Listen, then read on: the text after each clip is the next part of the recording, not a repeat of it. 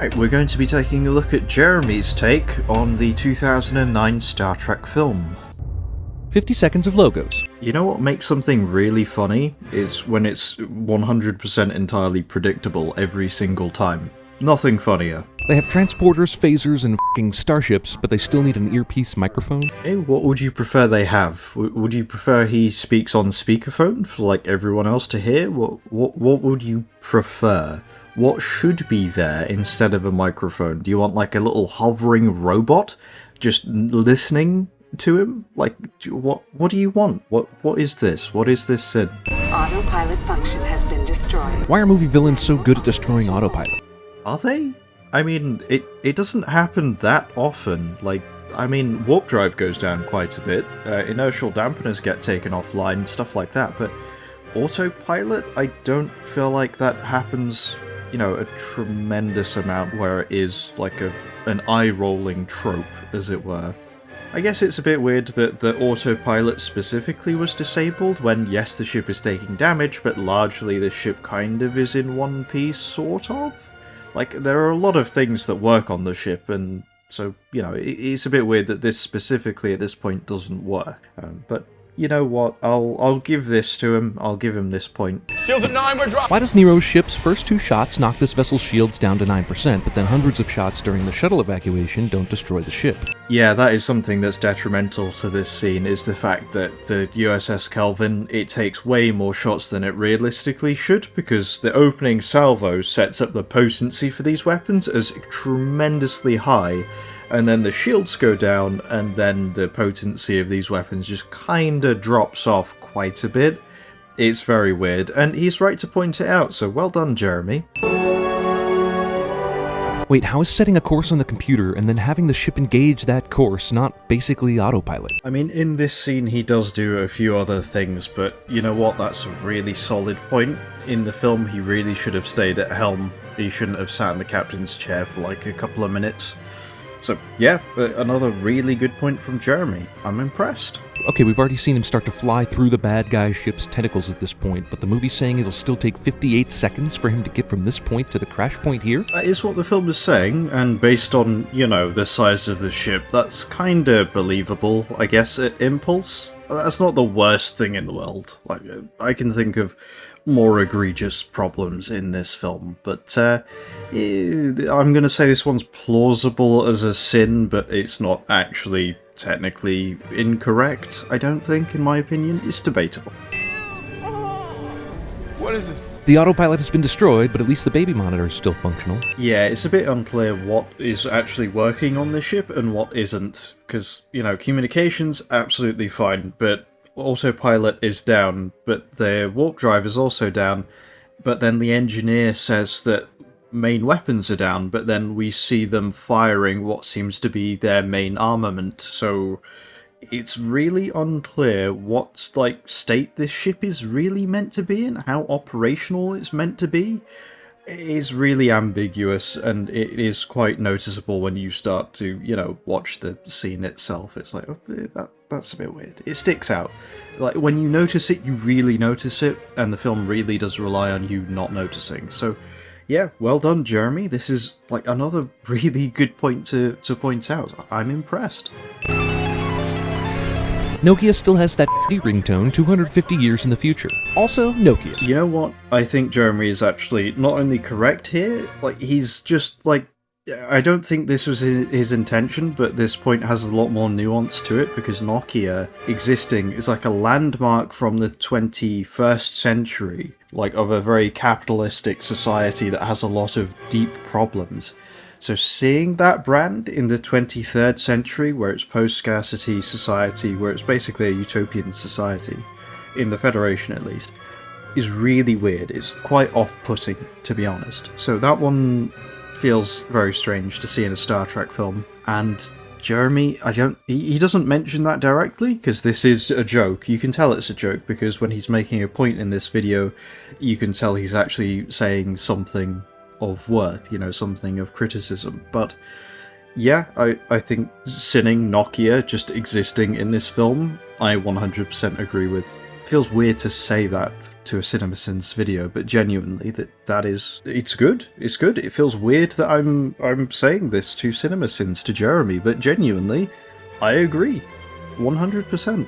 I know it's a science fiction film, so we have to suspend plenty of disbelief, but do we have to completely ignore the laws of physics, especially for a scene taking place on Earth? Yeah, another hard agree here. Kirk throwing a car off a cliff adds nothing to the film whatsoever, and yeah, it's just one of those things where you watch it and it just feels off. You don't even have to think about it. This is something that will jump out to you as you watch it, and yeah, it's a valid sin, 100%. Your father? For marrying her. That human whore. Racism is apparently logical. So this is a small Jeremyism, right? It's presented as a joke here, but the reality is, Jeremy, we do see later on, he does still hold the idea that everything a Vulcan does must be logical if that Vulcan is sound of mind. And the reality is, no, that's not true. They try and be logical, and they try and follow logical thought, but that doesn't always mean they're successful, subjectively or objectively. Sorry, long-winded way of saying, as a joke this works, as a sin it doesn't. Also, this is your 35th attempt to elicit an emotional response from me. But this is the first time they're bringing this up? Worst bullies ever. Well, in the UK, insulting someone's mother is not only inoffensive, but it's so woefully inoffensive that it's considered a form of comedy. And not only that, but it is also, as a joke, very tired and very dated. That's how inoffensive it is. So, I'm sat here right now, I can't really understand why anyone would actually, if they were trying to genuinely elicit an emotional response, start insulting someone's mother, because it's just a non-factor. But it might be different in America, I don't know. But either way, I feel like if this is going to be pointed out as a genuine sin, a genuine flaw with the film, that these bullies haven't brought this up sooner, I would ask why. Why is that a problem? Why would they have brought it up sooner? Why should they have brought it up sooner? And I'm not saying there isn't an answer to that question, but I am going to say there isn't an answer to that question explained in this video with anything. Like, no throwaway line, nothing. So I would say that I don't necessarily hard disagree, but I am going to say there's not enough here to definitively say, yes, I agree with you. I don't see how this is a problem with the film, to be honest. To what disadvantage are you referring? Your human mother. Seriously, are Vulcans like secret KKK members? Did the pointy ears take the place of pointy hats? You do realise that Vulcans live to be about 300 years old, they're twice as strong as humans, they have superior mental discipline and are capable of weird psychological things, like they can mind meld and stuff. That's weird. And yeah, like, they also have like the nerve pinch thing, where they can render people unconscious by like either pressure points or like a weird, I don't know. And they have the death grip as well, the lesser known one, that they just use that one time in Amok Time. Anyway, wait, was it Amok? No, it wasn't Amok Time, it was something else. Anyway, sorry, long-winded way of basically saying, are you sure that you understand that there are actual biological differences between a Vulcan and a human, where that would actually play a factor in Spock being disadvantaged in a Vulcan society? And Spock is getting tired of this, not because he isn't disadvantaged, but because he is actually trying very hard to overcome that. And he kind of gets these very backhanded remarks, even from people who are in his corner or throwing him a bone, right? Like, sorry, this is a very long-winded way of saying, Jeremy, you've slightly missed the point here. Because if we want to talk about the KKK, we absolutely can, but I'm just going to say it right now, the biological differences between a black person and a white person are not the same as the biological differences between a Vulcan and a human. I'm just saying that right now, right out of the gates. They're not the same thing. Anyway, moving on before this becomes even more problematic. Movie thinks racial diversity is possible in Iowa. Yeah, as a joke this works, as a genuine sin it doesn't, but obviously this isn't a genuine sin, because actually this CinemaSins video is well made, and you can tell when he's making a joke and when he's not. This is a really odd feeling. 3 Budweiser Classics. Budweiser Classics. Okay, we're now going into repeating what the film says, like that's the joke the film is making, Jeremy. You need to make another joke you know? Like, don't get me wrong, I can still tell that you're joking. That's really good. That's better than your later videos, but, yeah, please add more content than the joke that the film is making, because that joke's already been told by the film. Didn't Pike say the shuttle left at 0800 the next morning? And wasn't Kirk not only wasted, but obliterated? So, is he not totally driving drunk right now? Yeah, I'm not gonna lie, Jeremy. I don't think Kirk has been portrayed as like a rule-following square. I think driving drunk is probably pretty on brand for Kirk right now. The Federation would never put the secure border of their starship building facility this close. Imagine NASA letting you sit on your motorcycle and watch them build a space shuttle from this distance. Dude's got a point. This entire scene could have been replaced by a billboard just saying, join Starfleet. Genuinely, that's all it needed to be. In fact, the guy on the Join Starfleet poster could even vaguely resemble Chris Hemsworth. Whoa, that would have been poignant. But no, yeah, this makes no sense. And I did mention this as well in my 85-hour-long video, or however long it was. One of you watched that as well. I'm really concerned. Yeah, anyway, sorry. Jeremy has a point. Thumbs up. Moving on. There's no paperwork required to sign up for Starfleet. You merely need to show up, give away your motorcycle, and board a shuttle. After the bar fight, Pike tells Kirk to enlist in Starfleet and invites him to show up to this place to board this shuttle for new recruits. Kirk is there by invitation. Please watch the film, Jeremy. Scene does not contain a hot green lap dance. I would sigh, but my noise suppression software literally prevents me from doing that. Well, no, it doesn't literally, but you wouldn't hear it. But I would if you could.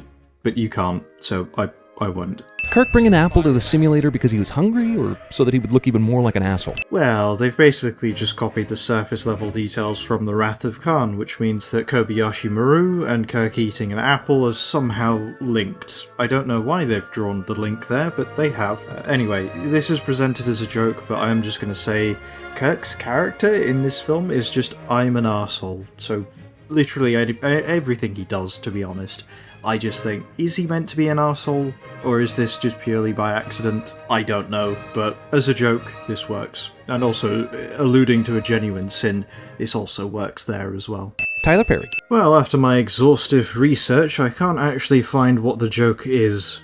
Very sorry. The purpose is to experience fear. If everyone knows the test can't be beaten, then how can anyone experience fear when taking it? Very good question, because the point of the test is not about fear, it is about failure. This film doesn't actually understand what the Kobayashi Maru is supposed to be. Jeremy points this out and kind of lacks the nuanced answer as to what it should be, but he accurately points out the problem of what the film presents it as. So I'm still happy with this as a genuine sin. Kirk, you're on academic suspension. When the f*** did the board have time to even suspend him between the rapid dismissal of the hearing and now? Firstly, this has the attention of an admiral, in fact an entire board and a hearing with a room full of cadets. Secondly, suspensions tend to happen much quicker. Expulsions are a lot more difficult. This isn't an expulsion, this is a suspension pending an investigation. Anyway, long story short, no, this doesn't happen particularly fast in context. And did I not, on multiple occasions, demonstrate an exceptional oral sensitivity? Oral sensitivity? Damn. Yeah, oral sensitivity is something used in dentistry. It is not a linguistic term, so yeah, this one does definitely set off some flags. No, I'm assigned to the Enterprise. Yes, I believe you are. Thank you. Who takes her place on the Farragut now? Is there some chick who isn't banging Spock that was all excited about being assigned to the Enterprise, but now she's stuck on the lousy Farragut? Yeah, you know what? I'd like to see that. I'd like to see the person who was dating Spocko and then, yeah, just goes onto the Farragut and has the worst adventure known to man. The name's Spacko, reporting for duty over here. Bullshit medical code trumps Starfleet's direct orders during wartime. Yeah. Medical codes do trump Starfleet direct orders during wartime because, believe it or not, medical codes don't stop being relevant just because you're at war. Who knew? As you were. Yeah, dude, definitely don't check with anyone before allowing the uncleared cadet aboard the Enterprise. Yeah, dude, it's not like there's, a task force being assembled late notice last second. It's not like Bones also isn't pressuring you to, let him on board very quickly. Otherwise, one, the patient is going to die, or two, the Enterprise is going to launch without one of their senior medical officers, which, it's not like the film explicitly says that in the dialogue that you cut for this clip. Yes, that's not the case, right? Also occurred on the day of my birth. Seriously, Kirk is the only person in the entire Starfleet organization that can figure this out? No one else studied the night that George Kirk saved 800 people during eerily similar circumstances? Sort of. It's like, well, everyone has a little bit of information, but Kirk pieces it all together and comes to this conclusion. So, in isolation, each character wouldn't understand or at least make that connection. The main problem is not that they're not able to make that connection based on the information that they know. The main problem is that they don't know this information, and it's a bit weird that they don't know this information, especially for Pike, the person who allegedly did their entire dissertation on the disappearance of the USS Kelvin, an attack which really should be very well documented considering, you know, there are several survivors who gave direct witness accounts. Anyway, point is, it's a little bit weird, but not for the reasons that Jeremy actually outlines, which is unfortunate, because there's a lot wrong in this scene. Transmission of any kind in the area. It's because they're being attacked. Not one captain on any of the remaining fleet could say so much as "oh" during the attack? Ever heard of jamming? Just, you know, blue sky question, no real relevance. If you can beam people into tubes of moving water, then why can't you beam Spock onto the footpath just outside the door of this temple? These few seconds cost his mother her life. I see your question, I'll raise you another. Why is it that Spock needs to beam down at all? They already sent the signal for immediate planet-wide evacuation, but the most important people who need to evacuate from the planet are just stood in a circle doing absolutely nothing in a cave. Like, what is going on here, right? Like, I get the film needs to have a big moment where Spock sees his mother die, but, I mean, mission accomplished, but at the detriment of the film actually making sense. But, anyway, either way, Jeremy's right to point this one out, but I would say he missed a much bigger problem with the film. But anyway, moving on. What is it that stops the black hole and dissolves it after it's done eating Vulcan? Like, here's the thing, the concept of red matter creating a temporary black hole is really weird, right? Like, it's such a stupid thing, but then Jeremy picks the one thing that actually is established about this red matter, which is it creates a temporary black hole, and says, oh, why is it temporary? Because that's the reason they invented it. Like, there's so many things you can say here, and he just picks the one thing that the film actually takes time to explain that, no, this is a temporary black hole. That's we're not talking about how it's sometimes a black hole, sometimes a time travel portal. Nope, we're not discussing that. Okay. J.J. Abrams steals the mind control bug thing from Wrath of Khan. He does, except this time it makes even less sense, which, you know, it would have been nice if Jeremy pointed that part out, but sure, yeah, just narrate the film, essentially. Why not? Alien monster immediately attacks another alien monster, but pauses to scream at Kirk and give him a head start. I mean, the creature also has a massive amount of surface area and absolutely no fur or any indication that it would actually survive this environment. But yeah, Jeremy does point out one thing wrong with this creature out of the, you know, 3 glaringly obvious things. But yeah, I'll take it. Kirk manages to find future Spock in a cave he somehow found himself in on a random planet he just happened to be ejected on. Not only that, but they happen to be within walking distance of Scotty. So that's even more convenient. Anyway, I'm very glad Jeremy mentions this. There's like, you could talk for about 10 minutes about how ridiculous these sequence of events actually need to piece together in order for this to happen, but I'm just glad he mentions it. Why the f*** is the geriatric ambassador flying the fastest ship in existence on this super dangerous mission all by himself? This is a bloody good question. It really is. Like, genuinely, none of this makes any sense, and I'm so happy that Jeremy brings this up, because he's 100% right. Well done. But what was years for Nero? Why doesn't Nero just assume that Spock is dead? Or maybe just didn't make it through the portal? Nero is also the captain of a mining ship, so his qualifications don't really make sense when you factor in things like, you know, temporal physics, time dilation, that sort of stuff. So it makes even less sense that he automatically knows, oh, Spock will come out, he'll just be a few years late. It doesn't make sense. How did Nero know there wouldn't be a huge snowstorm on this planet that might block Spock's view of Vulcan being destroyed? I like the idea that Nero had to check his weather app to see where he should dump Spock, as opposed to, you know, the simple solution of just having Spock stand next to him on the bridge while he blows Vulcan up, and so Spock can get not only first row seats, but he can stand on the ship as Nero gets to gloat about it. But no, Nero sacrifices all of that just because, I don't know, reasons, I guess. There is a Starfleet outpost not far from here. There's a Starfleet outpost on this planet, but Spock chose to hide in a cave rather than report his findings about a crazy Romulan wanting to blow up planets. Not only does he know that there's an outpost nearby, but he also knows exactly how to get there with no navigational equipment, so yeah, 2 thumbs up for future Spock, who just knows shit that he should never really feasibly be able to know. Visionary science fiction director rips off the Dharma stations from Lost. Like, here's the thing though, because why is there an abandoned facility here on this planet, on this moon, in orbit of Vulcan, with only Scotty and one other person on it? Like, why? I don't know. It's never explained, and I feel like Jeremy misses the obvious sin here. Just in case you accidentally beam into the Enterprise's lazy river, there's an escape hatch just before the giant kill blades. Yep, this industrial-sized blender makes absolutely 0 sense, so yeah, I'm very happy that he's making fun of that. Pike made him first officer. Wasn't that before he was booted off the ship for mutiny? Yeah, Spock was made the captain as well, so whoever was the first officer after Kirk got booted off, so whoever was Spock's second in command, realistically should be in charge right now. But yeah, it doesn't make sense. You're right, Jeremy. Romulans and Vulcans share a common ancestry.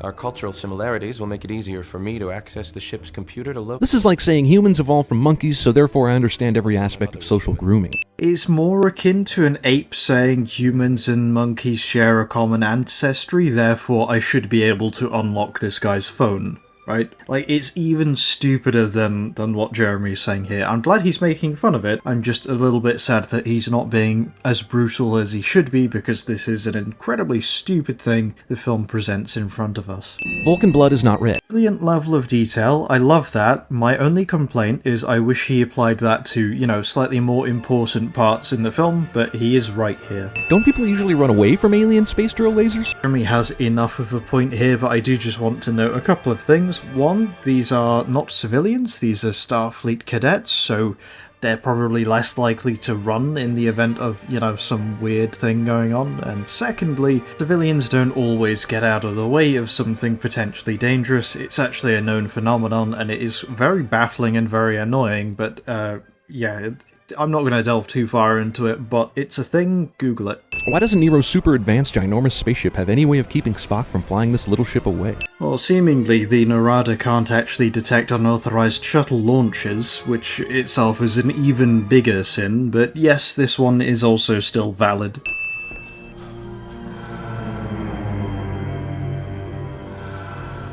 Cool. Kirk chooses not to impulsively shoot the bad guy and end the movie early. Kirk orders Nero to stop the drilling at gunpoint, and then gets clobbered on the head by one of his henchmen. This isn't Kirk chose not to shoot Nero sort of deal. This is more like Kirk tried to resolve the situation as quickly as he could, and then got jumped by someone. But sure, you only have to clip all of the context around the scene in order for this scene to make sense. Cool, very cool. Why do Kirk and Pike reverse positions and Spock go from sitting to standing when they're beamed aboard the Enterprise? Why is it that his attention to detail is only good when the detail itself is utterly trivial and doesn't actually matter? Like, the tiny little details he'll pick up in this film a couple of times, but then the massive problems, he kinda just glosses over some of those, and it's a bit annoying. What's going on? Is Dr. House explaining how the patient in this week's episode actually has syphilis and not Wilson's disease? I don't know, but it's a bloody good question. You know what? The joke actually works. The special effect looks similar. I'm happy with this one. Armed phasers, fire everything we've got. He's won. Nero's ship is going to be destroyed in seconds by the black hole, yet bloodthirsty Kirk decides to murder them all anyway. I'm happy he mentions it, I'd be surprised if he didn't, but I will just say Kirk is more pointlessly violent in this scene than Nero has been in the entirety of this film. Mostly because Nero, when he's destroying something, he is doing so because without his action those things wouldn't be destroyed, thus there is a point to his actions. It's just that the point to his actions is obviously misguided. Here, Kirk is doing something that is entirely pointless. The same result will happen with or without his input, but he decides, I'm going to start shooting at the Narada anyway, so he is more gratuitous, more pointlessly violent than Nero is in this film. So it's a bit of a weird characterization for Kirk, but it's par for the course with this film, to be honest. They seem to be intent on making these characters the least likable iteration that has ever graced any screen. Not one person on the Enterprise had the foresight to realize they should have moved away from the giant black hole before now. He's right, but I'm just a bit disappointed that he didn't link that to Kirk sticking around specifically to blow chunks out of Nero's ship. Like, specifically, they are endangering themselves to fire at Nero pointlessly and gratuitously. Like, yeah, anyway, sorry, moving on. If we eject the core and detonate! Okay, you just ejected the core, whatever that means, so you could blow it up and escape the black hole, but does the ship not need the core in order to operate at warp? Why call something the core if it's not remotely central to the ship's operation? I'm going to quote Cinema Wins here. Cinema Wins stated that in the next generation it was confirmed that you can actually coast at warp. You don't have to constantly supply power to a warp field in order for that field to stay maintained. You can coast for a couple of minutes and then your warp bubble will start to collapse and you'll be taken out of warp, essentially. So that is, yeah, credit to Cinema Wins. This one is not a valid sin. Dr. Emmett Brown would be crapping his pants that this conversation with two Spocks is even happening, but also at their height difference. I think you're reading too much into the camera angles. There's actually, I just googled it, only a 3 centimeter difference between the height of these two actors. Let this be a lesson, kids. You can break every rule and be an asshole, and you will be handsomely rewarded. Well, yeah, cheated on the Kobayashi Maru, stowed away aboard the Enterprise twice, assault on 3 Starfleet officers, mutiny, emotional manipulation of a grieving crewman to take command of the Enterprise, reckless endangerment of ship and crew to attack a doomed enemy vessel. This does play into the whole fact that Kirk is so utterly unlikable in this iteration that him being awarded any medal just seems out of place, to be honest. Tyler Perry again. Well, after my exhaustive research, I can't actually find what the joke is. Very sorry. Permission to come aboard, Captain. You're already aboard. We also see in the motion picture Chekhov has the authority to grant people permission to board. So this isn't even a privilege granted specifically for the captain. So yeah, in order to get to the bridge, Spock would have already needed permission to board. So this, yeah, Jeremy's right, this doesn't make sense. I just wish this was, slightly more major point that he was so perceptive about. Although I do like the idea of Spock, every single time he enters a room, he asks for permission to board the ship just because he's super diligent. Come in. May I enter the room? Yes, or come in. This contraption is just as useless and stupid as the Chompers in Galaxy Quest, except that this Star Trek movie isn't a parody. Well, this entire film feels like a parody where it doesn't really understand why what came before it worked, but it just copies the surface level things and hopes that, people just watch it and think, oh, reference, I remember back when things were better. That makes me happy. And I feel like that's just the entirety of this film. But yes, Jeremy is right. This is particularly stupid. Although it's a bit weird he's pointing it out now at the end. He should have pointed this out way back, because this is a genuinely good sin. So, I'm pretty surprised. This video was within the first year or so of CinemaSins setting up a channel, so this would have effectively been in their golden age before they became oversaturated. That and Star Trek 2009 being a deeply flawed film made me think this CinemaSins video would be of a higher quality, and to be fair, it was. But considering this should have been an easy home run, it's pretty clear the cracks are already starting to show. I certainly spent more time defending the Kelvin timeline than I expected, which, to be honest, I dislike quite a lot. But as much as I dislike it, I won't criticise the film for things it gets right, or for completely fabricated reasons. Now, sometimes I make mistakes, and if you think I've done so here, let me know, and I'll try and amend the video with your correction and credit you appropriately. I still don't know how to end videos, but if you enjoyed this style of content, I've linked a playlist of similar videos I've done previously.